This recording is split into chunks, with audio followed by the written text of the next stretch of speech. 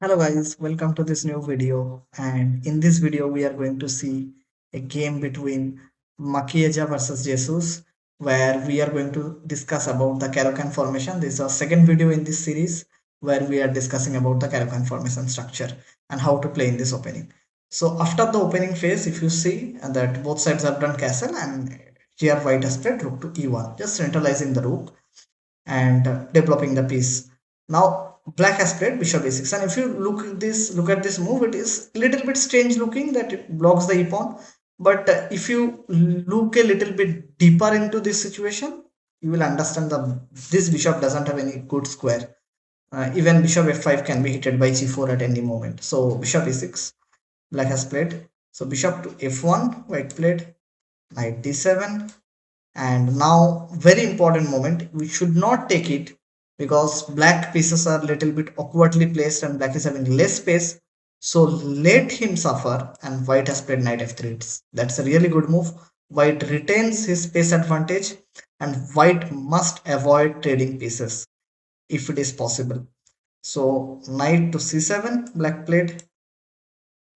At this moment white has played bishop to g5, rook e8, knight to b d2, simply developing the pieces. Bishop d5, c4, bishop f3, knight f3. So at least black has eliminated one of the minor piece. Okay, exchange one of the minor piece. But even if after the trade-off, but all of his remaining pieces are still awkwardly placed at this moment. So knight comes to e6, bishop goes to e3. Okay, so here at this moment white is enjoying the long lasting advantage due to the space, due to the double bishop, and he will be he will proceed to consolidate in the center in order to embark on the king side expansion. So now knight c7. So if you see, placing the knights in this way is quite unnatural. Okay, and this only makes white task very simple. Much better option could have been queen to c7. Maybe the game could start went off with queen e2, knight f6, queen c2, knight f6, rook a d1, rook a d8. Yeah, definitely black's position is inferior, but at least black is not lost immediately. So knight c7 played. Now here white has played queen to b3, queen c8, defending the pawn on b7. White was attacking this pawn. Rook at a8. And if you look at white's move, white is playing all the simple moves on the board, simply developing the rook towards the center, bringing the queen out, enjoying the space advantage in the center with c4, d4. Bishop is on e3, bishop on f1. All the pieces are very active. Black is suffering with very less piece and less space, and the pieces are very awkwardly placed. And when white simply controls the center and controlling the game, white will soon launch the kingside attack with h4, h5, and we'll see that. So a5 played, black has to generate some sort of counterplay.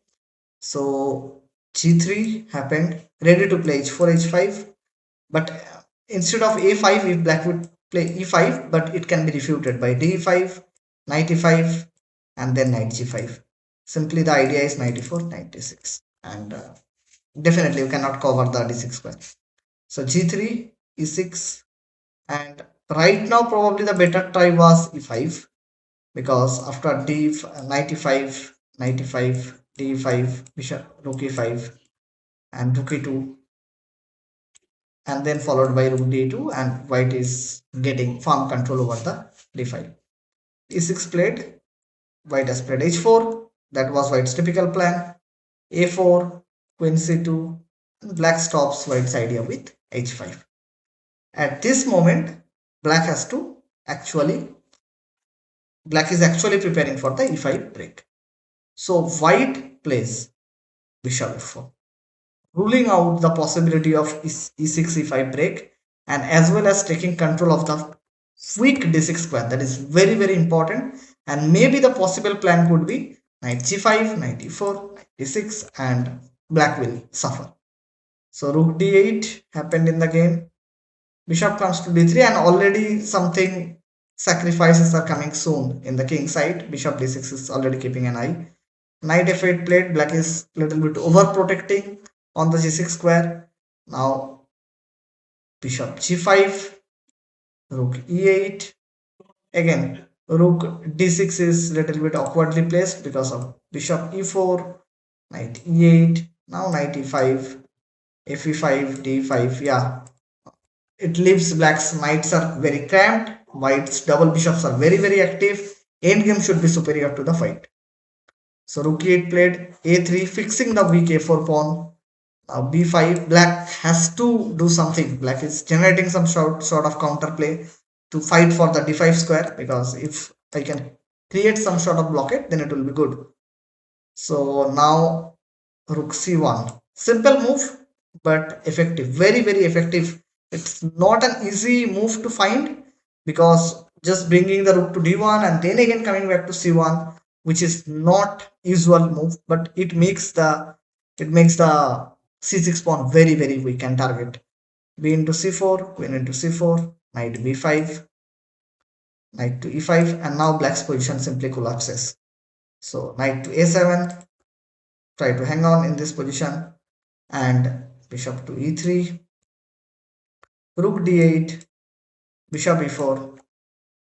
Here at this moment black resigned the game, which is little bit premature, I would say, but yes, black will not be able to protect the c6 pawn, and once the c6 pawn will be lost, then a4 pawn, the bishop will go and take the a4 pawn.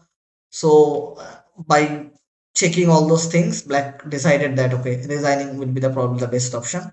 So what we have learned from this game, that white's spatial advantage played a very major role throughout the game. Okay. Second thing, that whenever you have space advantage, you should avoid trading pieces. That knight f3 move on the 11th move, knight f3 was an example for this. That we should avoid trading the pieces. Let your opponent to suffer in the cramped position. More pieces are there. Okay, that was one of the thing. And also bishop d3, white speculative threats like bishop d3, bishop g6 ideas, which make basically black to act something on the queen side, and then c6 was weak, and then slowly rook c1, and then just that desperate attempt failed by black by b5, and then c6 was just completely lost. So white always had the great flexibility in choosing which winning plan to implement. So I hope you like this video. If you like it, kindly share with your friend, and if you are new in my channel, please subscribe and comment it down below what else do you want to see. See you in the next video. Thank you for watching. Bye bye.